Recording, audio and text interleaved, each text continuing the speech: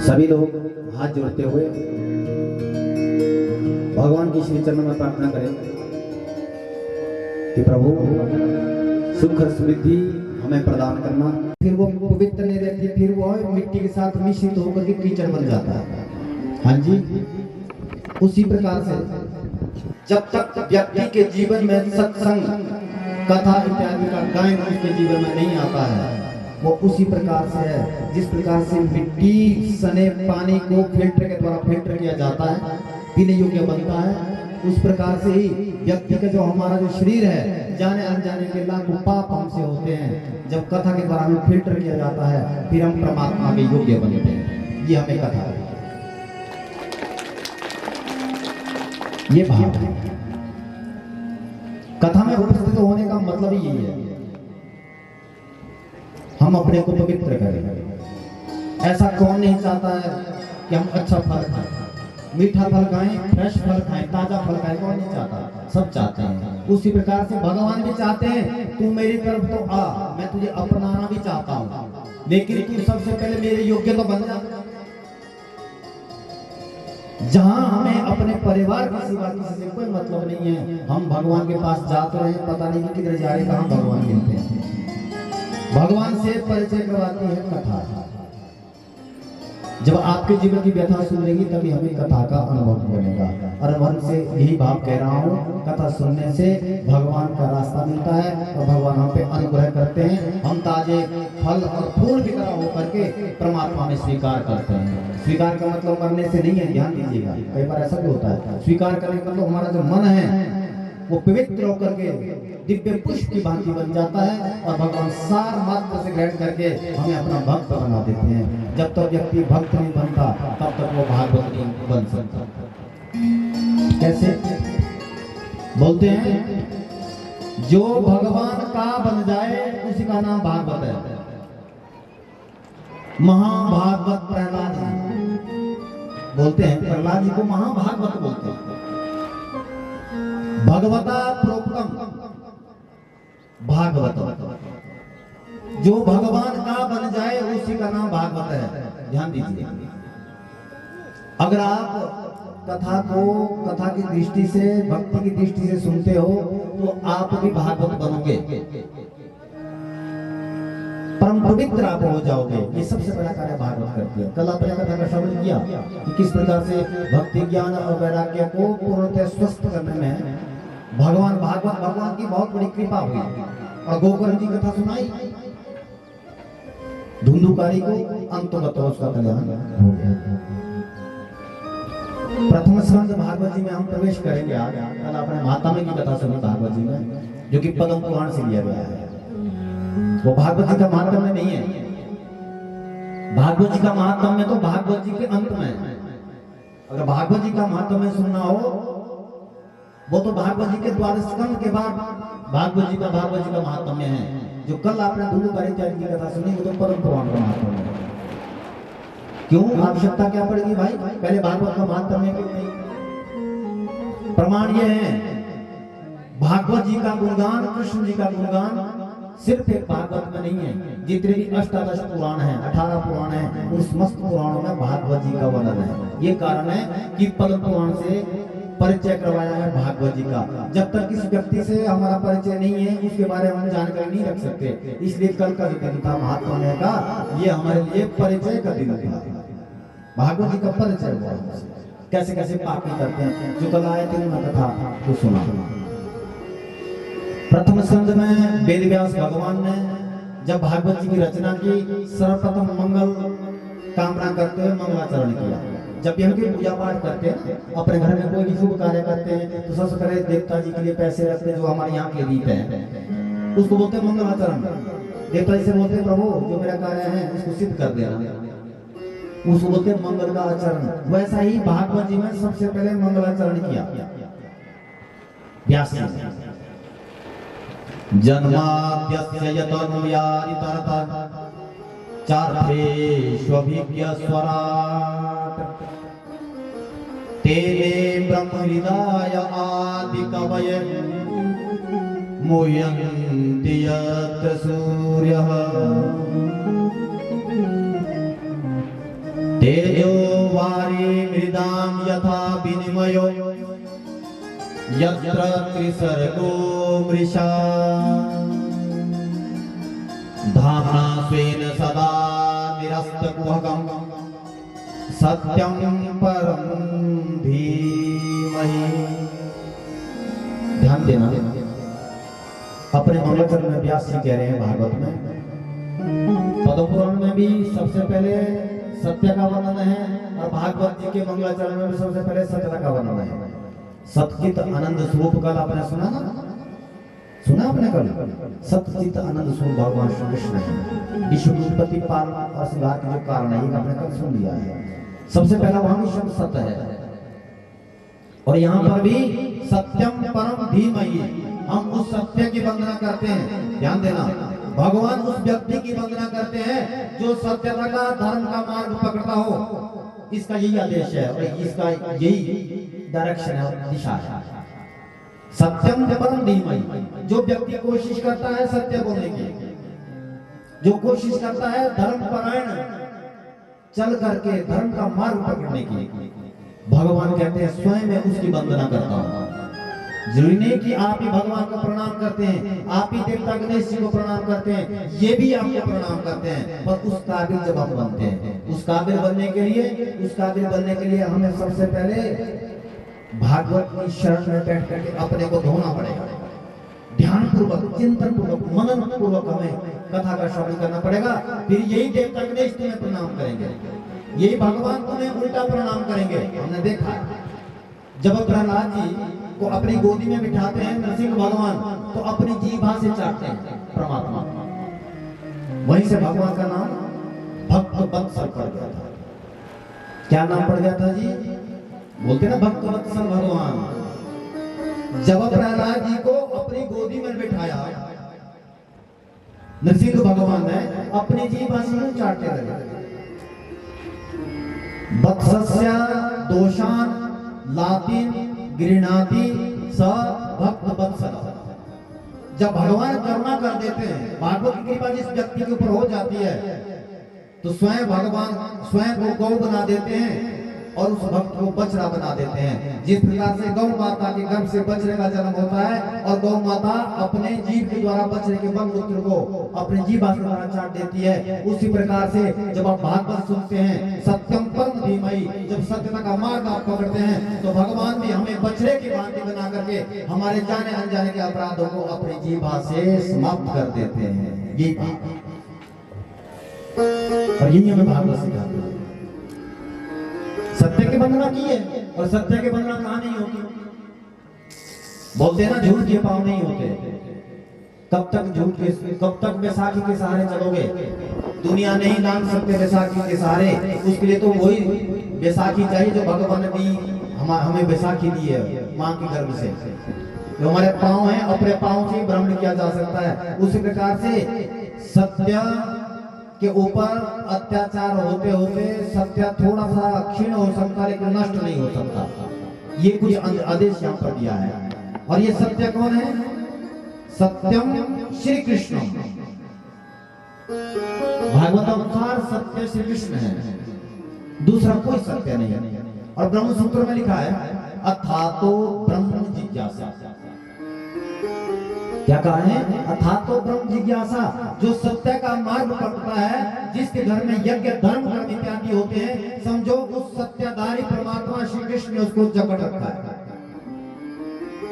आपके क्षेत्र में अनेकों बार कथाएं होती है, यज्ञ अनुष्ठान होते हैं। और छोड़िए, आपके यहाँ जो कैंथर में आश्रम है, आपको सौभाग्य से वहां आना जाना मिलता है, समझो सत्य ने आपको पकड़ा है। अगर आपके क्षेत्र में कहीं भी धर्म होता हो, समझो पूरे क्षेत्र को ही भगवान ने पकड़ रखा है। और क्या कहा? अथातो ब्रह्म जिज्ञासा। जब व्यक्ति को वो सत्य पकड़ लेता है, उसके बाद उसकी जो जिज्ञासा है, अंदर की इच्छा है, वो परमात्मा की पाने की इच्छा प्रकट होती है। इसलिए अथातो ब्रह्म जिज्ञासा। और जिज्ञासा दो प्रकार से। एक व्यक्ति की जिज्ञासा उम्र पाने के बाद जगती है, जब परिवार आता है। पूरी जिंदगी भर मदहोशी में रहे, होश नहीं आया, वृद्धावस्था में जब आप तिरस्कृत हुए, आपके ऊपर अत्याचार हुआ, फिर मजबूरी बन गई कि भगवान का भजन करें, पर उस समय भगवान का भजन होता नहीं। आंखों से दिखाई नहीं देता, कानों से सुनाई नहीं देता, मुंह से जीवा आपको अनुमति बोलने की नहीं देती, शरीर आपको उठने बैठने की अनुमति नहीं देती। वो तो भक्ति नहीं, वो तो मजबूरी है।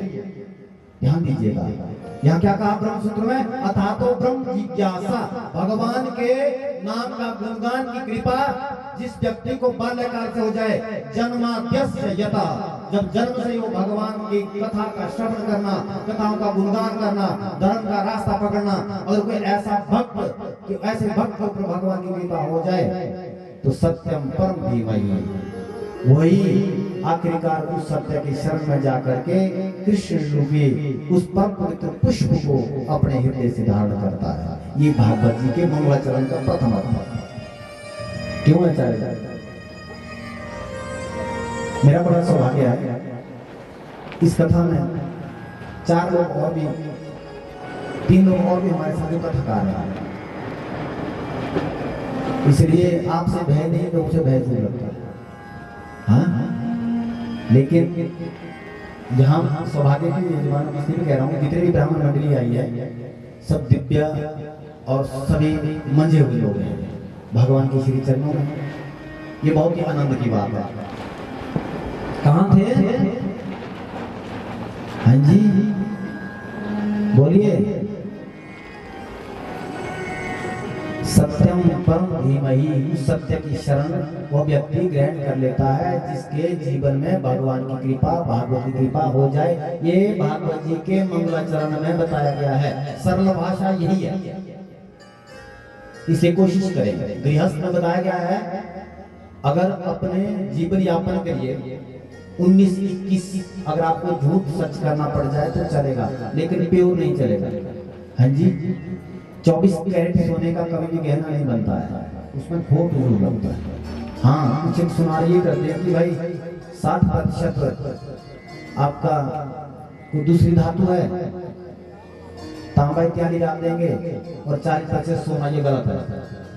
अगर आपकी मजबूरी बन जाए, आप भूख से मर रहे हैं, पीड़ित हो रहे हैं, आपके प्राण संकट में है, आपको धर्म की रक्षा करनी है, और वहां पर अगर आपको थोड़ा सा क्षणिक आपको झूठ बोलना पड़ जाए तो चलेगा, लेकिन बिना मतलब के कदम कदम पर झूठ बोलने वाला, भगवान कहते हैं धरती पर मैं किसी भी इतने परिवार, इतने पर्वत, बड़े बड़े पर्वत मेरे ऊपर है, मैं कभी इनका भार महसूस नहीं करती हूँ।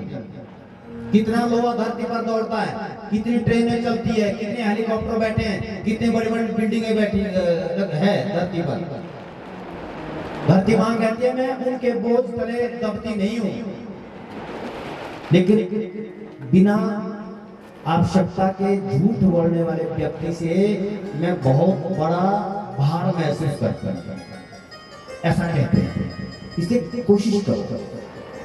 अब इधर ये कह दिया वो ठीक है कि जो सत्य का धारण करता है, सत्य को भजता है, वही सत्य स्वरूप श्री कृष्ण के शरण में जाकर के कृपा का पात्र बनता है। पर अब ये बताएं इसको श्रवण कैसे करें, इसकी श्रवण करने की विधि क्या है,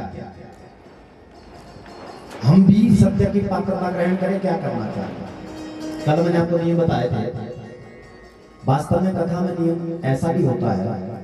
वैसे मैं आप लोगों को भी कह रहा हूँ, वैसे तो जब ये कथा हुई है 24 घंटे तक कथा हुई है, कहीं विश्राम नहीं है, लेकिन कलिकाल के आवेश में होकर के, ग्रसित होकर के, पापों द्वारा ग्रसित होकर के हमें बेशक 3 घंटे की कथा में भी बहुत मुश्किल होती है बैठने में, कलिकाल की कृपा है हम पर। लेकिन इस कृपा को हटाने के लिए, इस कलिकाल की कृपा, ये कृपा नहीं है, वो कृपा है, इसको हटाने के लिए कहते हैं कोशिश करो, थोड़ा भगवान से कहो प्रभु मेरा मन लग जाए कथा, मैं चिंतन कर सकूं तुम्हारा, ऐसा मानना चाहिए भगवान से।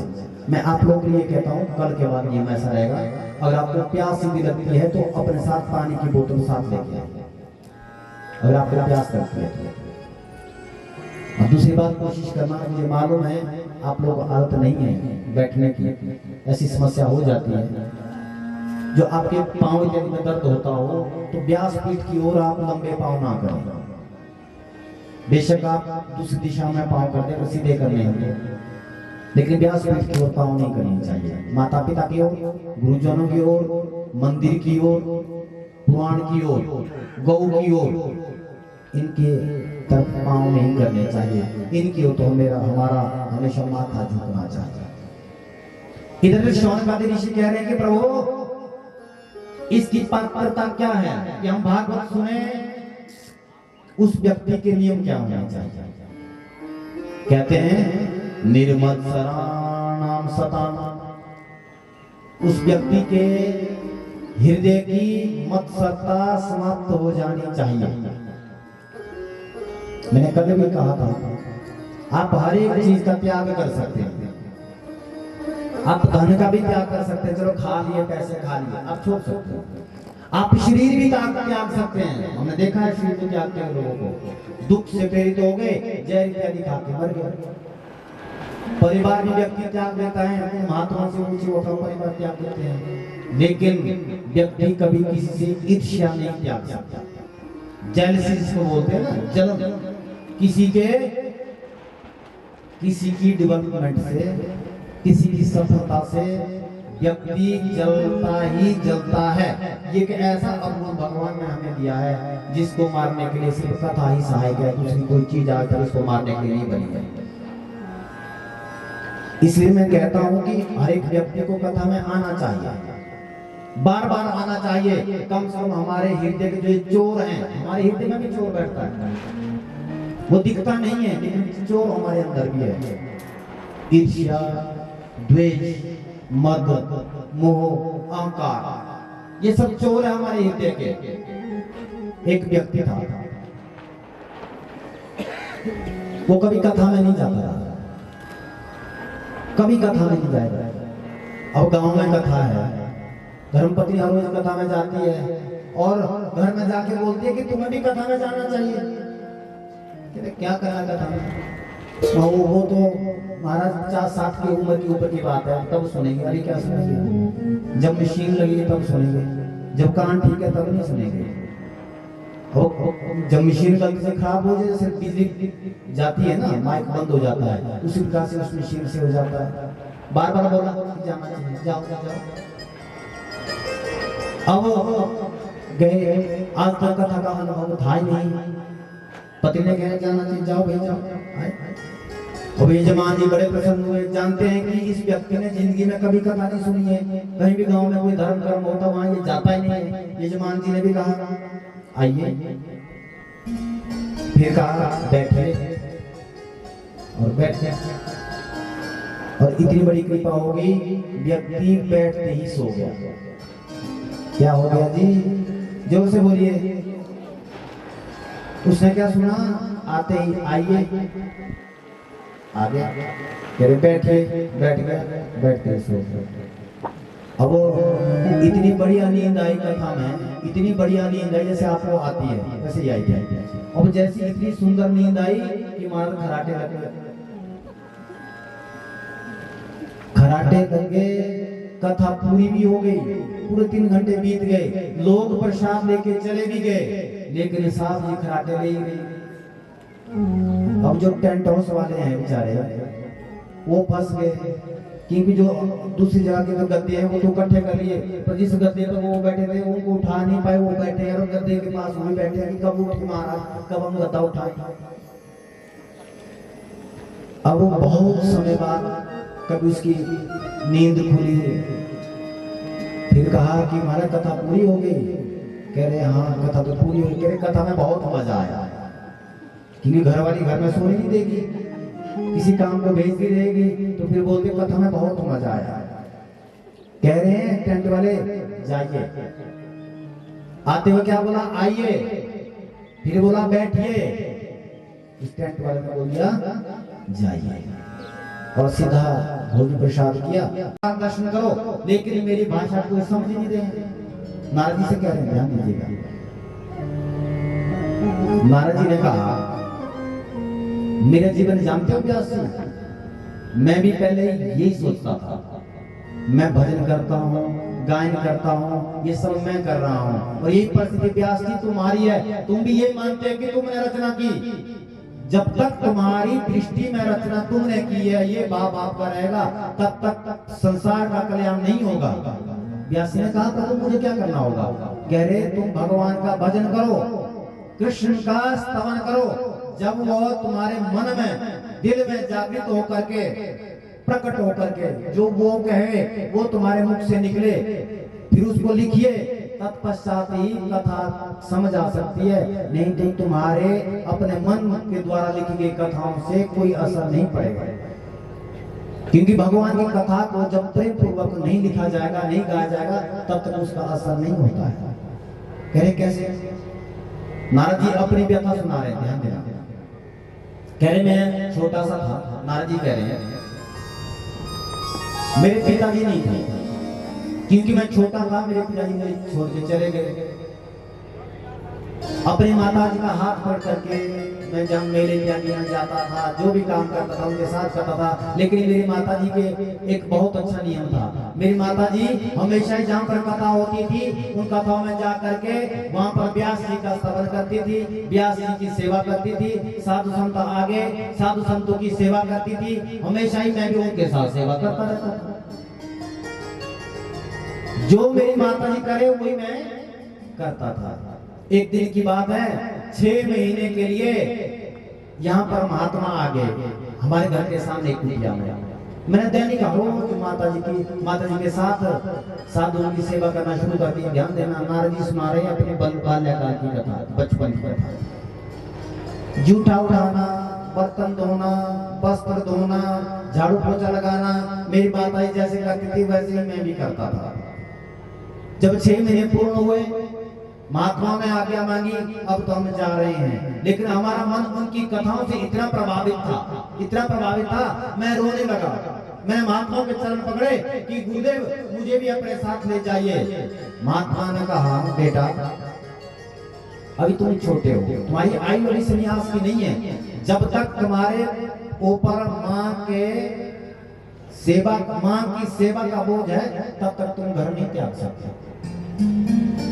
मैं रोया और मन ही मन में कामना की, जब तक मेरी माँ रहेगी तब तक मैं संन्यास नहीं ले सकता। भगवान से भजन करने लगा, हे भगवान मुझे ऐसी कृपा करना कि मैं भी साधु बन जाएगा। नारद जी कह रहे हैं एक दिन की बात है, मैं हर रोज ही अपने माता जी के साथ गौशाला में गौ दूने के लिए जाता था, दूध निकालने के लिए जाता था। माता जी ने मुझे घर में बैठा दिया और मेरी माँ जैसे ही दूध दोने गई, रात के अंधेरे में आखिरकार भगवान की कृपा के द्वारा क्या हो गया, घास के बीच में सांप था। गौ दोने गई थी मेरी माँ और गलती से पांव सांप के ऊपर आया, सांप ने डंक मारा और तत्कालीन मेरी माँ की मृत्यु हो गई। और मेरा मन, एक मन तो मैं प्रसन्न रहा और एक मन से मैं दुखी भी हुआ।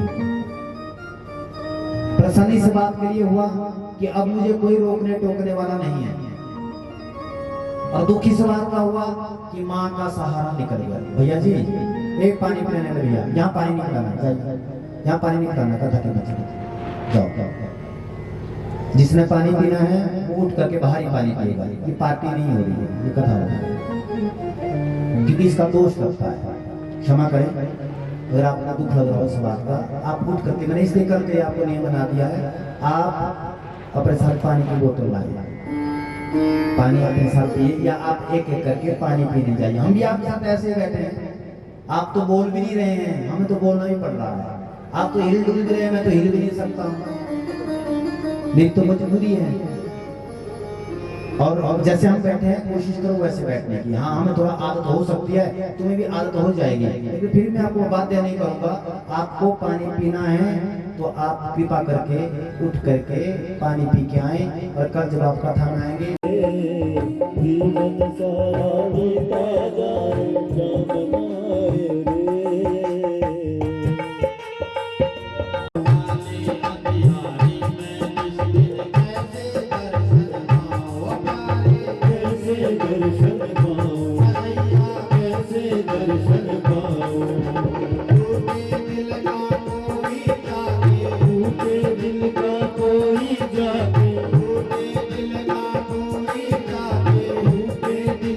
कोई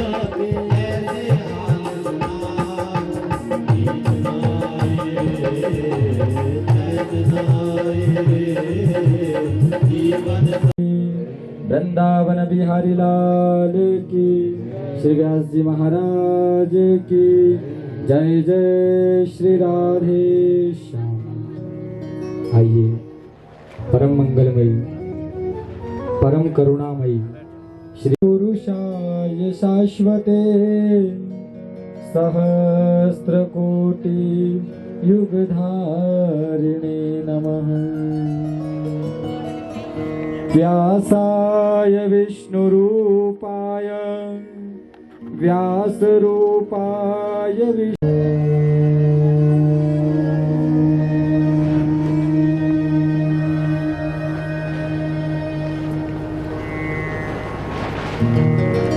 का श्रवण करते रहें, ऐसा आशीर्वाद हमें मिले, ये प्रार्थना करेंगे। स्वस्ति प्रजाभ्य परिपालयन्ताम् न्यायेन मार्गेण महिषाः गौब्राह्मणेभ्यो शुभमस्तु नित्यम् लोकाः समस्ताः सुखिनो भवन्तु।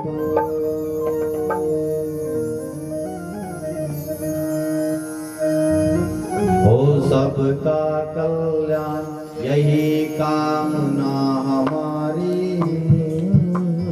शासक न्याय प्रवीण प्रजा पालक हो भारी। हो सबका कल्याण यही कामना हमारी। शासक न्याय प्रवीण प्रजा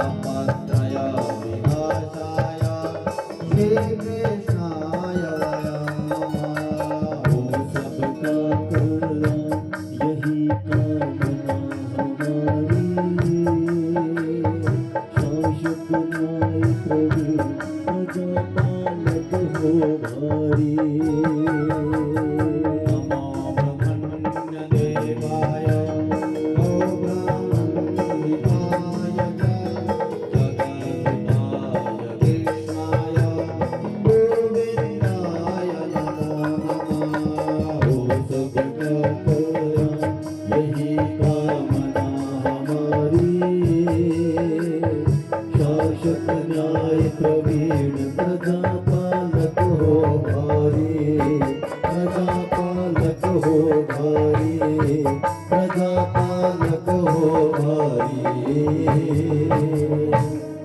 बलभद्र भगवान की जय। आइए सीधा घर चला गया। धर्मपत्नी ने बोला कथा कैसी रही? कहे बहुत आनंद आया, खूब आनंद हुआ कथा में। कहे क्या सुना? कहे मैंने वहां 3 चीजें सुनी। कहे क्या? आइए बैठिए और कह रही अरे आपको बड़े सीख के आए हैं। पत्नी ने सोचा ये कुत्ते की पूंछ सीधी नहीं होगी, पर ये है कि इसको सुधारना तो मेरा काम ही है। कहा ये तुम्हारे लिए गुरु मंत्र है।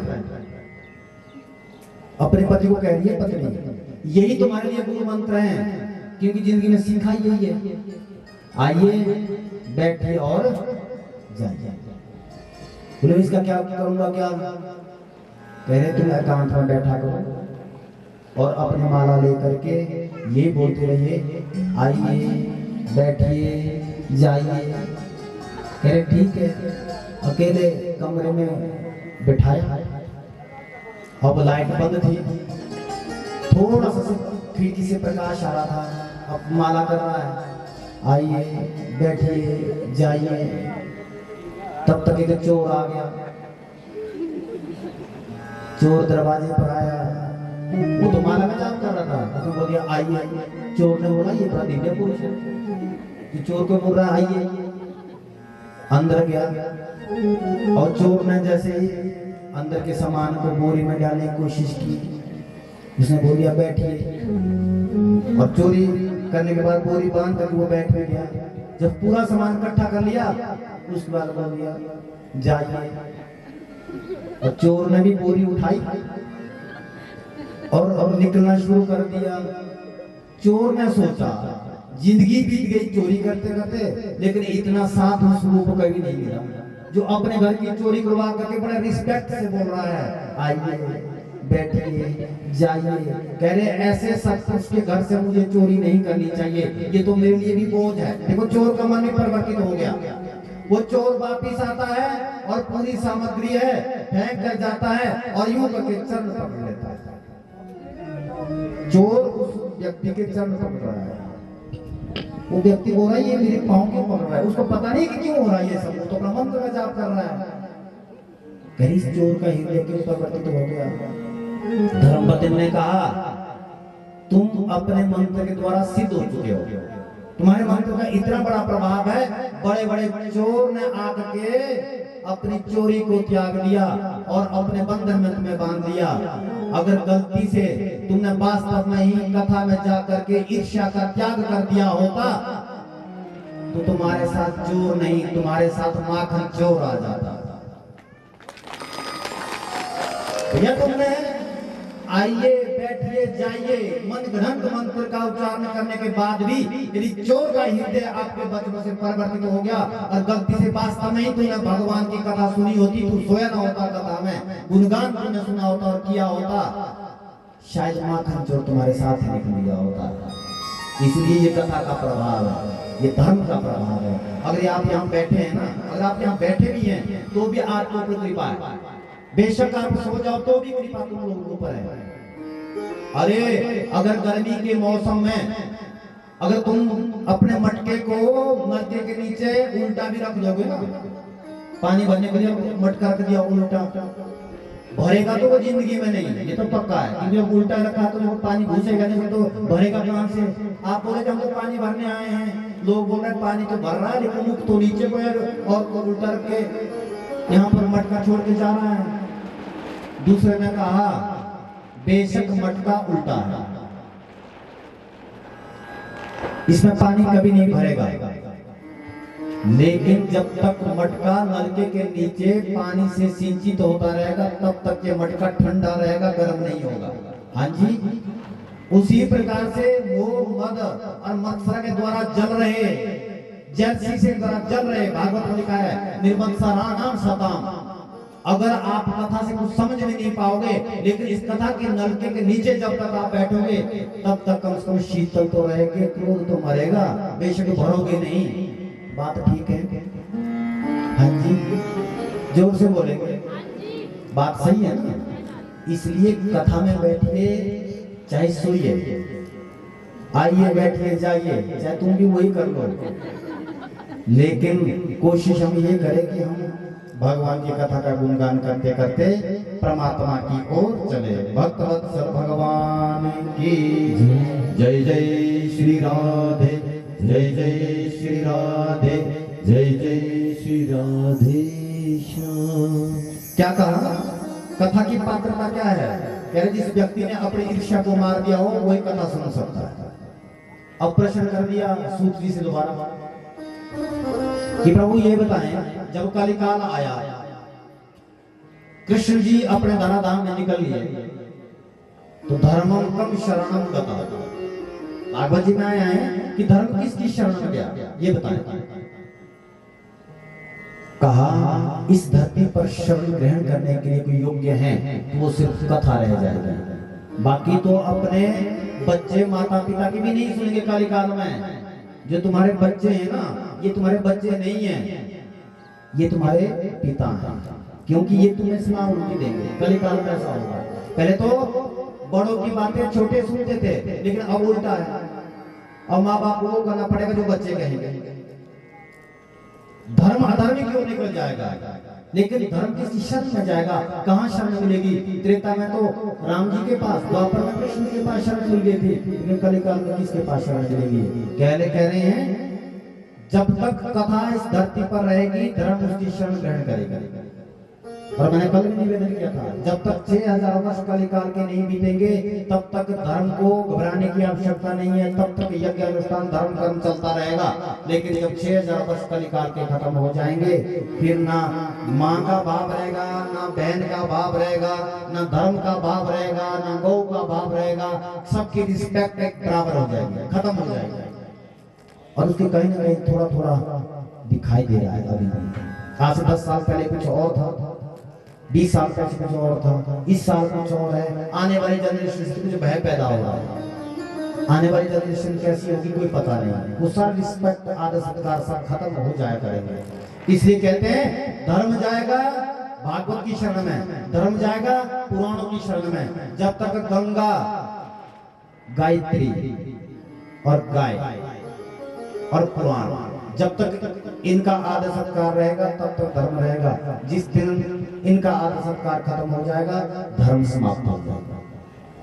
फिर ये कथा सुनने को नहीं मिलेगी, फिर भगवान का भजन करने को नहीं मिलेगा। और कहीं ना कहीं अभी भी वो कण हम में आ रहे हैं। देवता गणेश जी को हम तभी पूजे जब हमें फंसती है कोई बात। हाँ, जब कोई समस्या में हो तभी हम भगवान के को भजते हैं। जैसे जब तक हमारी चाय पत्ती खत्म होगी तो हम दुकान में जाते हैं चाय पत्ती दे दे, जब खत्म हुई तब ना, चाहे आगे पीछे आप उसको राम नाम भी ना करें। वही बात हमारे देवताओं के साथ, परमात्मा के साथ है। हम क्रय विक्रय करते हैं देवताओं के साथ, भक्ति का भी हम भक्ति नहीं करते हैं। हम तो इनके साथ खरीद और फरोख्त करते हैं। मैं तुम्हें ये दूंगा, इसके बजाय तुम्हें ये दे दे। ऐसी भक्ति नहीं करनी चाहिए। भक्ति का मतलब वही है भावपूर्ण तरीके से आप सिर्फ भगवान का भजन करो, उसी का नाम भक्ति है। इधर प्रश्न कर दिया, ये सुन लिया हमने कि पुराणों की शरण में धर्म जाएगा। ये बताइए कि प्रभु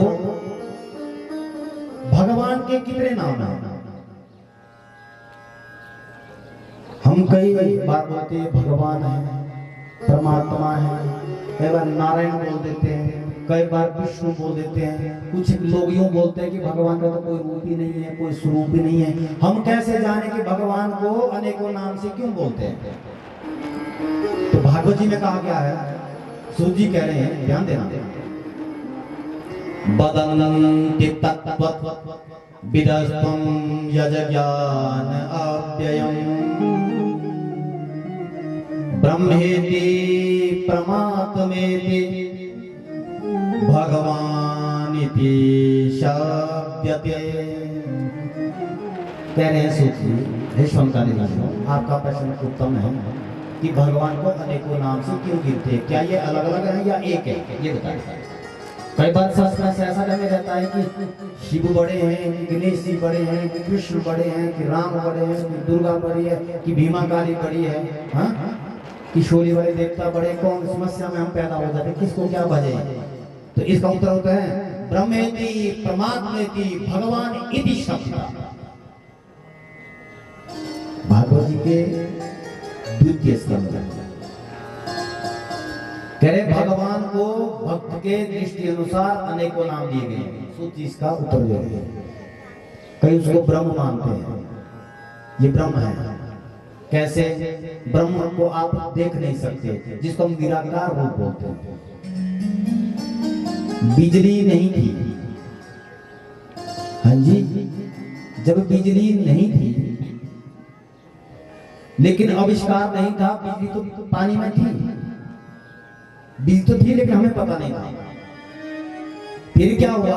वैज्ञानिक के द्वारा उस बिजली की खोज करने का प्रयास किया गया। वो अगर अच्छा लगा आपको, हाँ, तो फिर आप कथा सुने। कहाँ थे कथा में? नारकंडा, बताइए फिर कहाँ थे? आप लोगों से पूछता हूँ, कहाँ थे? हाँ जी, हाँ, नारद जी की माता जी नारद जी की गाय दुने गई, एकदम से डंक मार दिया, सर्प में मृत्यु हो गई। नारद जी का एक मन तो प्रसन्न हुआ कि अब टोकने वाला कोई नहीं है, क्योंकि पिताजी तो पहले नहीं है, भाई बहन गए है नहीं, माता जी थी वो भी निकल गई। अब तो मैं साधु महात्मा के साथ जाऊंगा।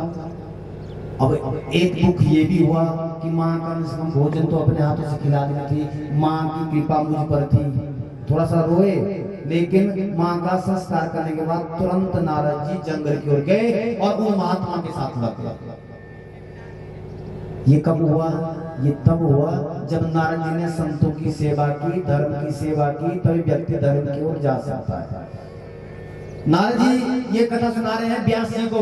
व्यास जी, जैसे मैं जंगल की ओर गया, अंतोगत्वा क्या हुआ, मैं ओम नमो भगवते वासुदेवाय इस मंत्र का उच्चारण मैं करता रहा, जैसे मुझे महात्मा ने कहा। अंतोगत्वा क्या हो गया, भगवान की कृपा के द्वारा एक दिन लक्ष्मी नारायण प्रकट हो गए। लक्ष्मी नारायण भगवान की जैसे ही लक्ष्मी नारायण प्रकट हुए तो नारायण ने सरस्वती को आदेश दिया कि देवी जाओ नारद जी को वीणा प्रदान करो। तो सरस्वती ने आकर के नारद जी को वीणा प्रदान की। कह रहे वो वीणा की जो तान लहरी है वो आज तक मैं सुना रहा हूँ और अपने कान के द्वारा सुन रहा हूँ, और मुझे आज तक नींद नहीं है। क्या कहा? बोलिए, आज तक नींद नहीं है। नारद जी कभी सोते नहीं है, ध्यान दें इस बात का। सिर्फ एक ऐसे ऋषि हैं जो जीवन में सोते नहीं है, आज भी नहीं सोते हैं, क्योंकि पर फुर्सत ही नहीं है। 2 मिनट के लिए आएंगे, 2 मिनट में चले जाएंगे, और नींद में और कोशिश भी करेंगे तो भी भजन नहीं करेंगे। इसे कहते हैं भजन में जिस व्यक्ति को नींद नहीं आती है ना, जिस व्यक्ति को भजन में नींद नहीं आती है, समझो भगवान ने तुम्हें पकड़ लिया है। जिस व्यक्ति को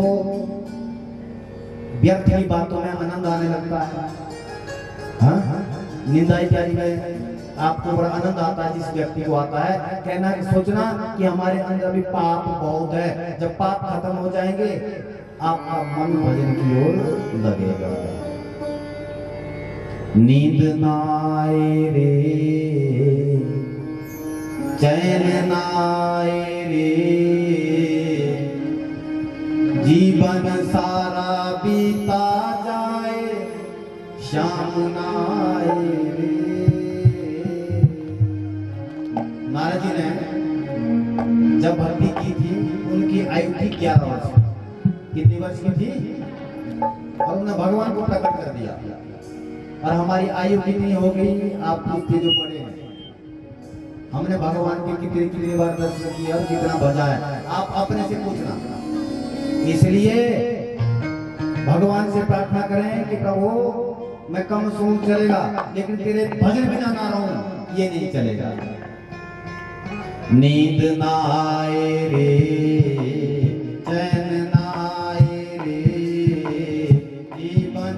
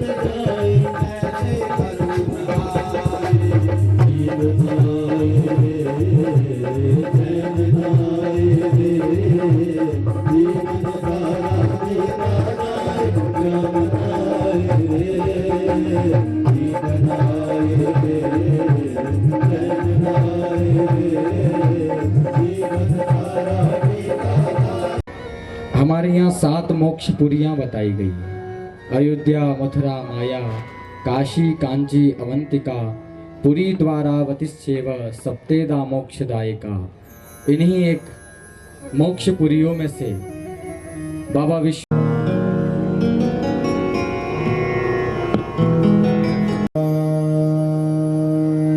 नमः।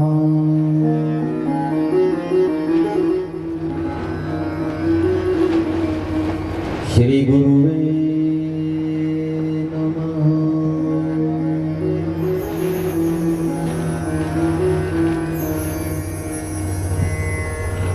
श्री राधा कृष्ण नमः। जाने अनजाने के लाखों अपराध में दैनिक करता हूं।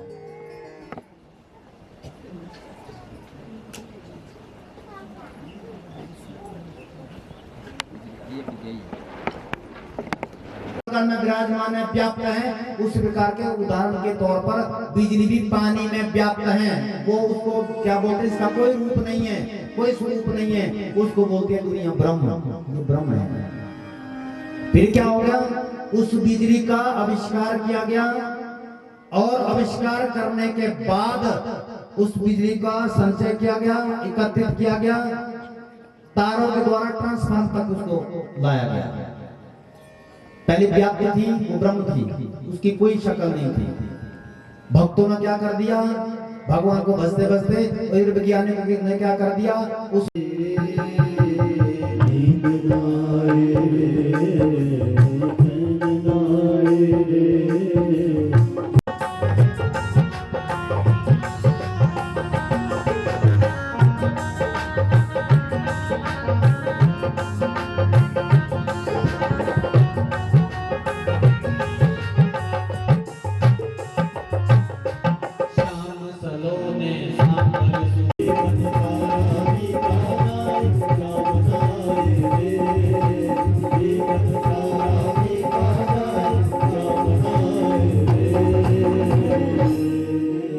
प्रेम से बोलिए काशी विश्वनाथ की जय। और गुरु भक्ति भक्त भगवंत, भगवंत और गुरु, ये चारों क्या हैं, एक हैं।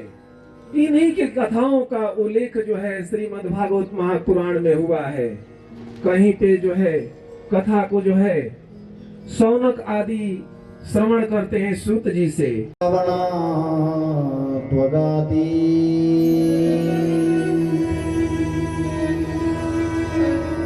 प्राणात्मा से होते हैं।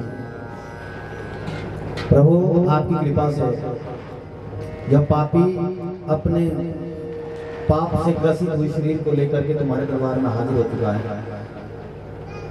हम जानते हैं कि पाप को धोने के लिए कोई साबुन बना है, तो वो तुम्हारी कथा का साबुन है। हाथ या शरीर में किसी भी भाग में लगा गया मैल पानी और साबुन से धोया जा सकता है, लेकिन हृदय का मैल तो सिर्फ तुम्हारी कथा से धोया जा सकता है। प्रार्थना करते हुए प्रभु से कहे, प्रभु आप हमारा हाथ पकड़ लें और भव सागर से हमें पार पकड़ लो हाथ बनवारी, नहीं तो डूब जाएंगे। पकड़ लो हाथ बनवारी, नहीं तो डूब जाएंगे। पकड़ लो हाथ बनवारी, नहीं तो डूब जाएंगे। पकड़ लो सभी गाएंगे बनवारी, नहीं तो डूब जाएंगे। हमारा कुछ न बिगड़ेगा, तुम्हारे लाज जाएंगे। तुम्हारा कुछ न बिगड़ेगा, तुम्हारी लाज जाएगी। पकड़ लो हाथ बनवारी, नहीं तो डूब जाएंगे। पकड़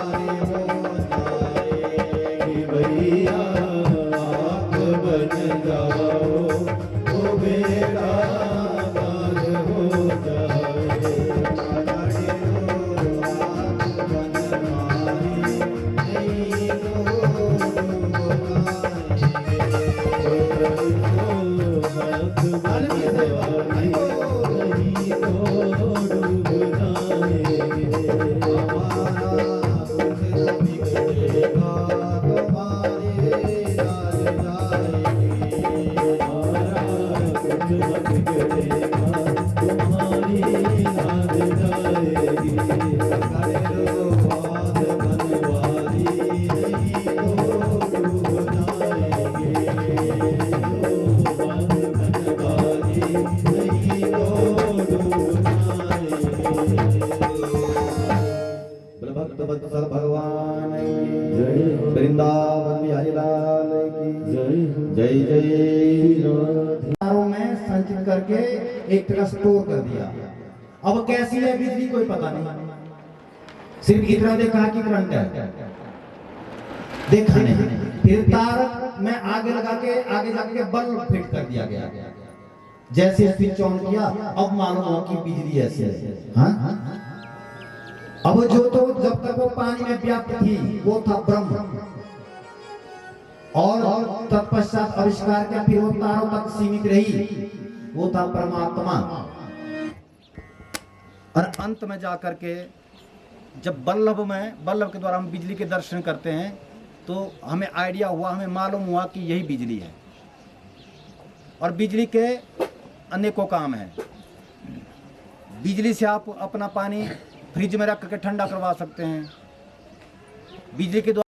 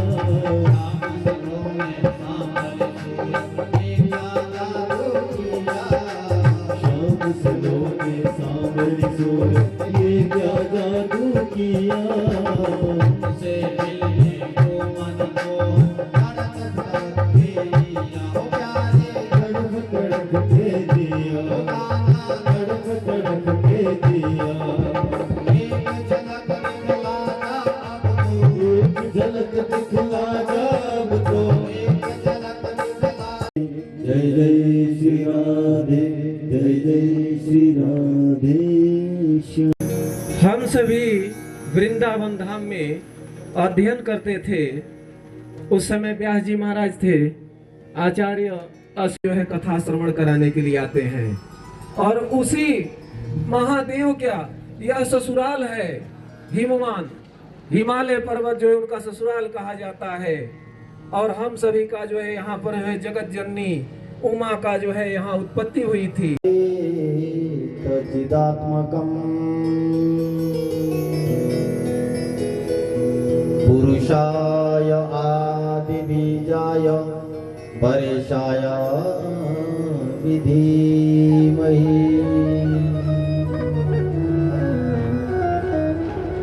पुरुषाय आदि बीजाय परेशाय विधीमहि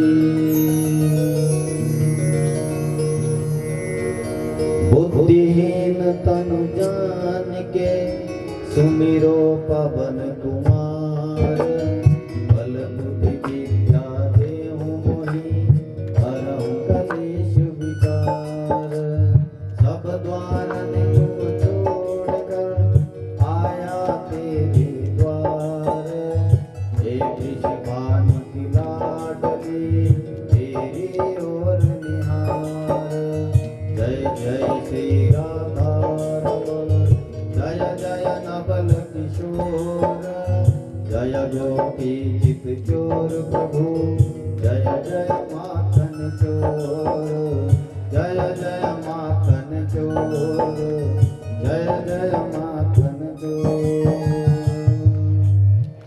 माखन चोर भगवान की जय, वृंदावन बिहारी लाल की जय, भागवत भगवान की जय, शंकर भगवान की जय, सियावर रामचंद्र भगवान की जय, पवन पुत्र हनुमान की जय, देवता गणेश जी महाराज की जय, अब अपने गुरु महाराज की जय, गंगा मैया की जय, यमुना महारानी की जय।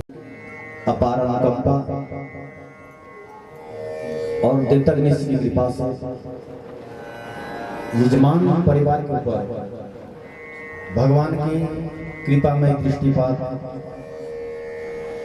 उसके फल स्वरूप इनके यहाँ द्वार आंगन में परम पवित्र श्रीमद् भागवत महापुराण जो दिव्य ग्रंथ का गायन है आप सुन रहे हैं। कहते हैं धरती पर जब जीव जन्म लेता है वो तब तक पवित्र रहता है जब तक वो मां के गर्भ से बाहर ना आता है। जब मां के गर्भ से उस व्यक्ति को जब भगवान की कृपा से वो बाहर हो जाता है उसके बाद वो पूरी तरह से पाप के मल मूत्र में लिपट जाता है।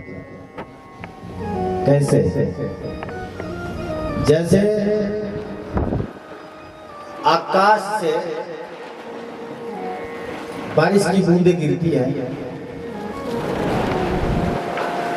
वो तब तक पवित्र रहती है जब तक उसका मेल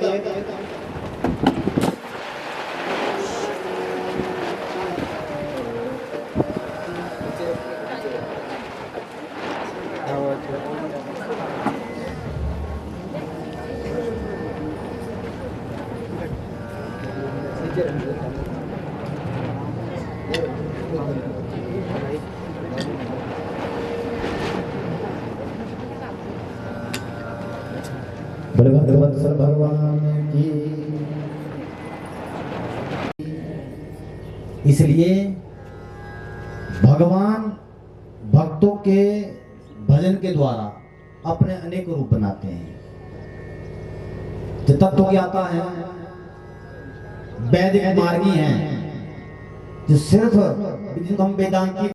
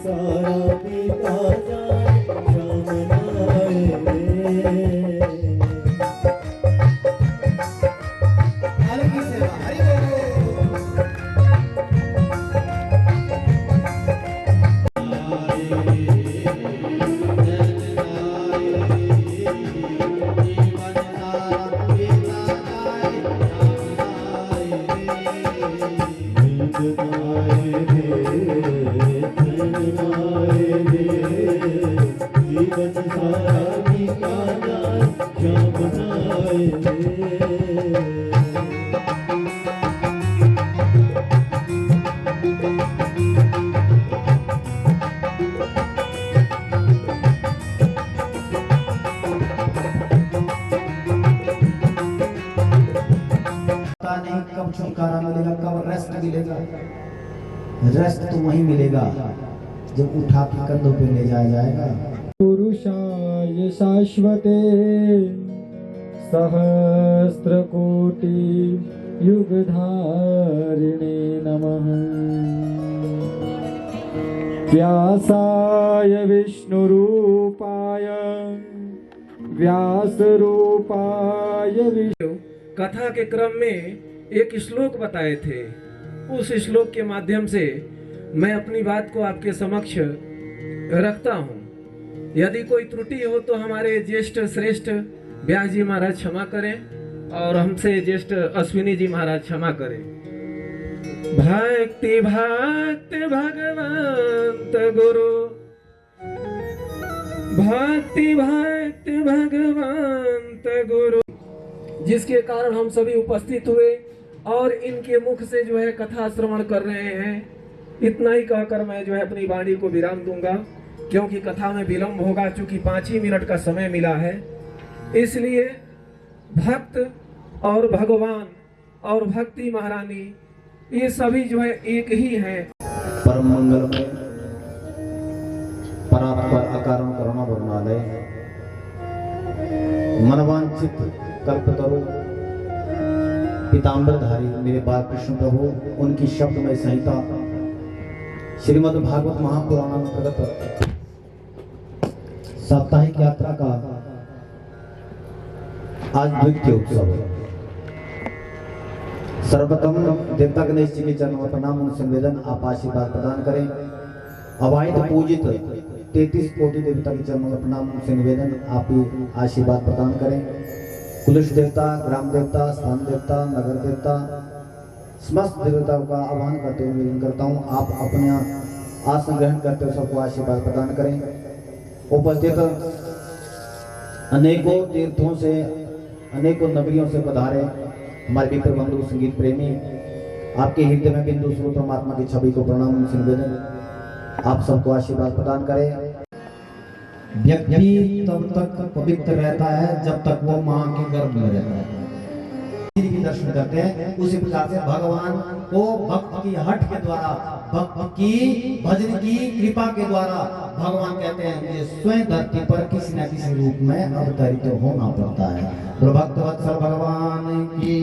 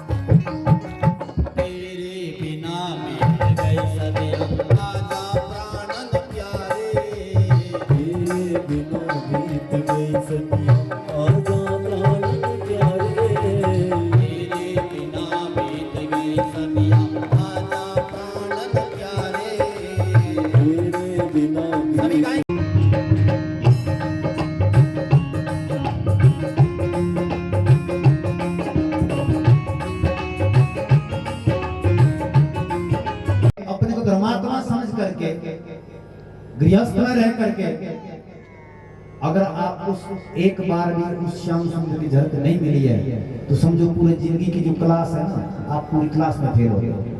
जितनी भी क्लास में कक्षा में गए आप प्रमोटेड होकर के गए हैं, आपको वास्तव में अपने मेहनत से आप पास नहीं हुए, ये तब मिलेगा जब बुढ़ापे में जाओगे तब। ये भी कक्षा है, ये भी पाठशाला है, जहाँ पर एक पाठशाला वो है जहाँ पर 4, 5, 2, 3 वर्ष के आयु के बच्चे की एडमिशन होती है। ये पाठशाला हम सब लोगों के लिए है, ये बड़ों की पाठशाला है। बच्चों को धमका करके, डांट करके बातें सिखाई जा सकती है। एक बच्चे को स्कूल में पूछा, भाई तू ऐसे ऐसे अचार हिंसा क्यों करता है, भाई तेरा व्यवहार अच्छा क्यों नहीं है? गुरुजी ने तो थप्पड़ मार के बिठा दिया, बिना मतलब उठ करके बोलता है गुरुजी से, गुरुजी मुझे तो आप थप्पड़ मार के बिठा दोगे, लेकिन मेरे मम्मी पापा का जो व्यवहार है उसको कौन सुधारेगा? ये कितना बड़ा कार्य है। बच्चों को हम थप्पड़ मार के भी बिठा सकते हैं, सिखा सकते हैं। सबसे बड़े यदि किसी को पढ़ाना है, सबसे कठिन कार्य है तो हम जैसे लोगों के लिए, जिसके ऊपर धर्म की भी जिम्मेदारी है, गृहस्थ की भी जिम्मेदारी है, तत्पश्चात ब्राह्मण बनने की भी जिम्मेदारी है। भगवान ने ब्राह्मण बनाया है, ब्राह्मण को में जन्म दिया है, श्रेष्ठ बनाया है, उस श्रेष्ठ को मुझे समझना भी पड़ेगा। जुड़ने की मैं आपके घर में कथा इसलिए करूँ तो मुझे दक्षिणा दो, इसलिए ही कथा नहीं कहनी है, इसलिए भी कथा कहनी कि आपका जीवन का सुधार कैसे हो, आने वाली पीढ़ी कैसे सुधरे,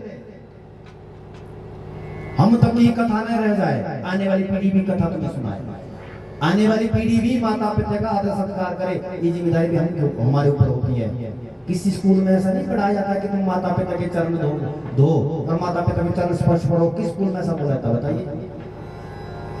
जो तो कॉन्वेंट स्कूल में पढ़ते हैं, जहाँ पर क्रिश्चियन बनाए जाते हैं, वहां पर तो वो तुम्हें अपने तुम्हारे नाम से पुकारेगा, क्योंकि बोलते हैं वहां तो पति को भी नाम से बोलते हैं, पत्नी को तो चलो बोलते हैं। हमारे भारतवर्ष में ऐसा है, यहाँ पति का नाम नहीं निकाला जाता है, पति परमेश्वर माना जाता है। बड़ों का आदर सत्कार के साथ, रिस्पेक्ट के साथ, ये सनातन की संस्कृति है।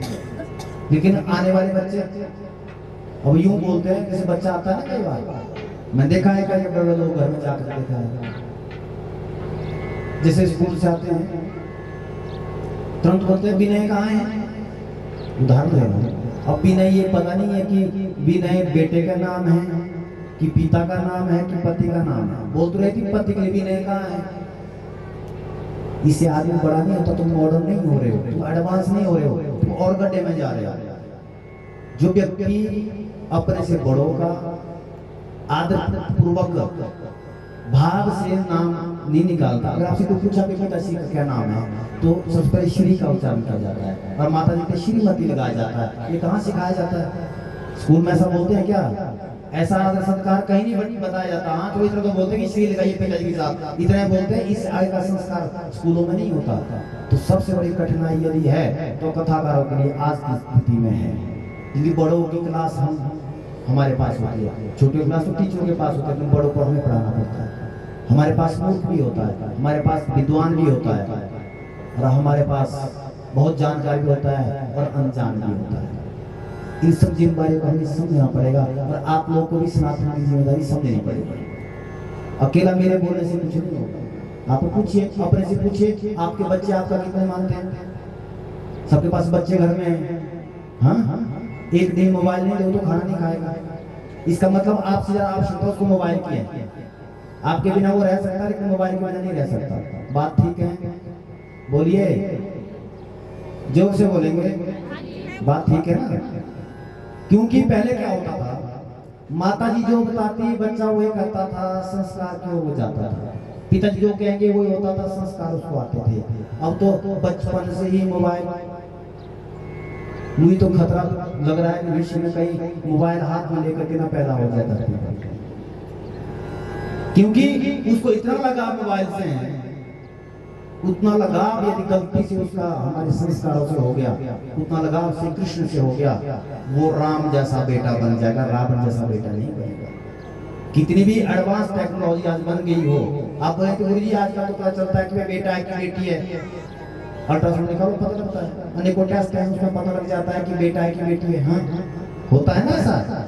लेकिन किसी डॉक्टर से मेरी जान पहचान करवाना, उससे पूछना आपको पता है कि ये बेटा है कि बेटी है। पर मैं उस डॉक्टर से ये कहना चाहता हूँ, एक ऐसा टेस्ट भी करना, ऐसा जानकारी हो जाए ये बेटा राम बनेगा कि रावण बनेगा। ऐसा कोई टेस्ट है? हाँ जी, कोई टेस्ट ऐसा नहीं है। ऐसा टेस्ट है तो यहाँ पर है, कथा का टेस्ट है। जैसा संस्कार आप रखोगे वैसा संस्कार आने वाले भविष्य में तुम्हारी पीढ़ी भी उसी का अनुसरण करेगी। दूसरा कोई कृपा नहीं होने वाली तुम पे। हम पे बहुत लोग शिकायत करते हैं, गुरुजी कुंडली देखिए बेटा पूरी तरह से बिगड़ चुका है, उसकी तो संगत खराब हो चुकी है। संगत खराब नहीं, वो खुद खराब है। उसने अपनी संगत को खुद चुना है। उसकी बाल्यकाल से संगत नहीं है, बड़ा होने को उसने निर्णय लिया कि मुझे इस संगत में जाना है। उसकी रंगत में हो गया है, उसमें किसी का कोई कसूर नहीं है। उसकी ग्रह दशा भी कुछ नहीं कर पाएगी, क्योंकि उसके मन की अपनी प्रभावी इच्छा है। इसलिए मैं कहता हूँ, कथा सुनाइए अपने बच्चों को। स्कूल में संस्कार नहीं मिलेंगे, कथा में तो कम से कम संस्कार मिलेंगे। वहां तो जानकारी होगी कि हमें ऐसा करना है। और मुझे तो अपने ब्राह्मण पुरुष पे भी खतरा हो रहा है। आने वाले समय में जो हमारे ब्राह्मण बालक हैं, हो सकता है वो सनातन को पूरी तरह से ना समझ पाए, क्योंकि इच्छा नहीं है। हर एक व्यक्ति को इंग्लिश पढ़ने का शौक है, गलत नहीं है, इंग्लिश खूब पढ़िए, लेकिन इंग्लिश के संस्कारों में मत जाइए। इंग्लिश खूब पढ़िए। और हमारी यहाँ दृष्टि क्या होगी सनातनियों की, भारतवासियों की? पहले भी अंग्रेजों के गुलाम रहा, लेकिन अंग्रेजों के जूठा चाटने की आदत हम लोगों को आज तक है। इंग्लिश कोई व्यक्ति बोलेगा ना, हमारे नजर को पढ़ा लिखा होता है ना, इंग्लिश जानती उसने पढ़ा लिखा है। और हिंदी कोई शुद्ध बोलेगा बोलता है वो बेवकूफ है, लगता है सर। ये हमारे संस्कार अभी भी वो हमें हमारे दिमाग में ऐसी चीजें डाल के गए अंग्रेज। इसलिए कोशिश करें अपने बच्चों को कथा में बिठाइए, जब छुट्टी उनके पास हो और घर में हो तो उनको बताइए भगवान के बारे में। उनको अपने मोबाइल में यूट्यूब में दिखाइए, थोड़ा सा भगवान की कथा को सुनिए, उसको आदत पड़ जाएगी। बेशक मोबाइल का आता है, कोशिश करो उसको आरती सुनाओ, सुबह शाम बिठाओ। और आरती तब सुने जब तुम भी गाओगे, तभी आरती गाएगा वो। और तुम ही आरती नहीं गाएगे तो वो क्यों गाएगा भाई? उसको क्या मतलब है तुम्हारी आरती से? इसलिए हमें खुद सुधरना पड़ेगा, तत्पश्चात ही हम अपने बच्चों को सुधार सकते हैं। हम कोशिश जरूर कर रहे हैं, भगवान की कृपा से अगर संभव हुआ। श्री बांके बिहारी सेवा आश्रम कुशोक में बन रहा है, ये सब सेवाएं हमें लिखी है वहां पे। जो आपके बच्चे हैं, जब आपको छुट्टियां मिलेगी, आपके हाथ से नहीं छूट चुके हैं तो हमारे पास छुट्टियां में अच्छे अच्छे विद्वानों का संगम हुआ के संतों के साथ मिला करके उनके सनातन की शिक्षा दी जाए। बात ठीक है? हाँ जी। जो हमारे ब्राह्मण बालक हैं पूरे हिमाचल प्रदेश के या हिमाचल प्रदेश के बाहर के, उनके लिए बीच बीच में कर्मकांड इत्यादि, धर्म की शिक्षा इत्यादि के लिए निःशुल्क विद्वानों से भारतवर्ष से बुलाया जाएगा और वहाँ पर निःशुल्क शिक्षा इत्यादि दी जाएगी। आप हमारे बच्चे का काशी नहीं जा सकते, वृंदावन अयोध्या जा सकते, तो हरिद्वार नहीं जा सकते, कम से कम इतने नजदीक में तो आ सकते हैं, इतना तो संभव है। आपके बच्चे यदि ऐसा नहीं जानते हैं, उनको शर्म आती है, अगर गलती से उनको आपने तिलक लगा दिया तो महाराज शर्म के मारे तिलक मिटा देता है, ये मेरी कड़वी सच्चाई है। सरदार का बच्चा कभी भी पगड़ी नहीं उतारेगा अपनी, क्योंकि उसका वो धर्म है, उसकी पहचान है, इसलिए सरदार अपनी पगड़ी कभी नहीं उतारेगा। सिर कलम कर देगा लेकिन अपनी पगड़ी कभी नहीं उतारेगा। लेकिन अपने बच्चे को टीका लगा के देखें, वही पता लग जाएगा कितनी मानसिकता हो चुकी है। ये तिलकधारी बोलेंगे, इतना तिलकधारी बोलने मात्र से वो तिलक त्याग दिया। हमारी पहचान क्या रहेगी भाई बताओ?